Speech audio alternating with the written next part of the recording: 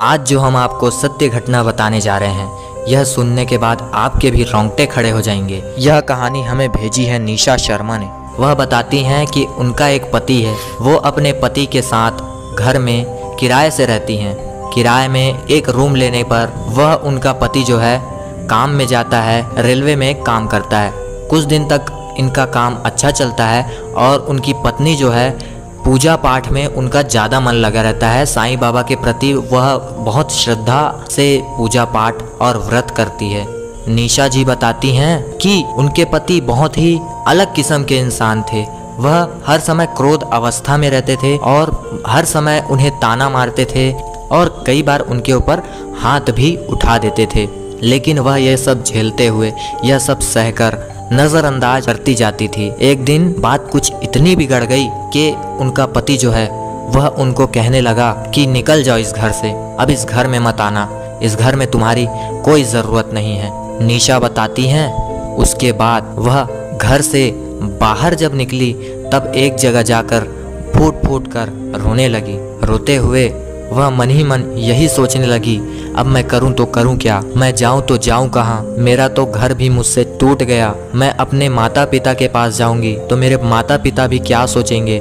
हम तो अपनी बेटी को पला बढ़ाकर इतना बड़ा कर दिए, काबिल कर दिए, शादी भी कर दिए, अब यह अपना घर नहीं संभाल पा रही है, तो मैं जाऊं तो जाऊं क्या, मैं करूं तो करूं क्या। बस यह सोच सोचकर वह फूट फूट कर रोने लगी।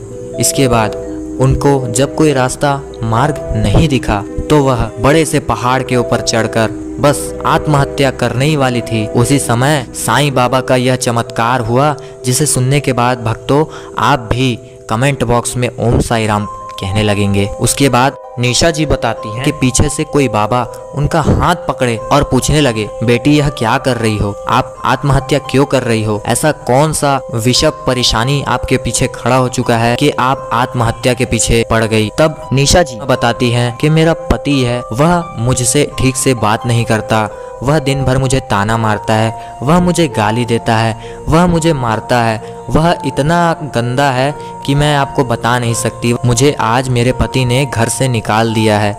बाबा मैं करूँ तो करूँ भी क्या, इसके सिवाय मेरे पीछे और कोई रास्ता नहीं बचा। अब मैं सिर्फ आत्महत्या ही दे सकती हूँ, इसके सिवाय मैं कुछ भी नहीं कर सकती। मैं घर में जाकर और भी बोझ नहीं बढ़ा सकती अपने माता पिता का, इसलिए मैं यहाँ आत्महत्या जान देने के लिए आ गई। तब बाबा ने कहा, एक बार तुमको सोच तो लेना था बेटी कि आप पति के ऊपर क्या बीतेगी। यह सुनने के बाद निशा बताती हैं कि वह सोच में पड़ गई। क्योंकि उनके पति को कोई फर्क ही नहीं पड़ता था कि मेरी बीवी कहीं भी रहे, कुछ भी करे, मेरे को कोई मतलब नहीं। लेकिन बाबा ने कहा एक बार अपने पति के लिए सोच तो लिया होता। उसी समय सीमा ने कहा, मेरा पति जो है बाबा, वह मुझसे कोई मतलब नहीं रखता, वह मेरे से सिर्फ और सिर्फ क्रोध अवस्था में रहता है। तब बाबा ने कहा, एक बार तुम जाके अपने पति से तो पूछो। तब निशा ने कहा, बाबा मैंने उनकी हर एक बात मानी है, मैं उनके साथ इतना दिन रही लेकिन कभी भी ऊंचे आवाज में बात नहीं की, अपना अशब्द तरीके से बात नहीं की, हमेशा उनके कहने पर ही चलती रही, हर समय उनका काम करती, उनके लिए खाना बनाती, उनके ऑफिस के लिए सभी सामान इकट्ठा करती, लेकिन वह हमेशा चिड़चिड़ाते, गाली देते, मारपीट करते। तब बाबा ने पूर्ण रूप से कहा, बेटी मेरे लिए ही सही तुम जाओ और एक बार पूछो, क्या तुम्हें मेरे ऊपर भरोसा नहीं है। तब निशा ने कहा, ठीक है बाबा, मैं आपके प्रति एक बार और घर जाऊंगी और अपने पति से पूछूंगी, क्या तुम्हें मेरी परवाह नहीं है, क्या तुम भी चाहते हो कि मैं कहीं और चली जाऊं। तब वह अपने पुनः घर वापस आई और उसके बाद कुछ ऐसा चमत्कार हुआ भक्तों, जिसको आप देखने के बाद आश्चर्यचकित रह जाओगे।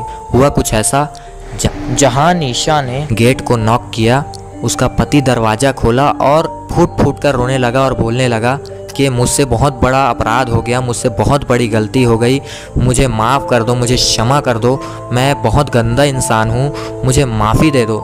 यह सभी रोते रोते उसका पति कहने लग गया। यह देखने के बाद निशा ने दौड़ते हुए अपने पूजा रूम के पास गई और उसे पता चल चुका था कि यह साईं बाबा का ही चमत्कार है, यह मेरे बाबा का ही चमत्कार है जिनका मैं दिन रात पूजा करती थी।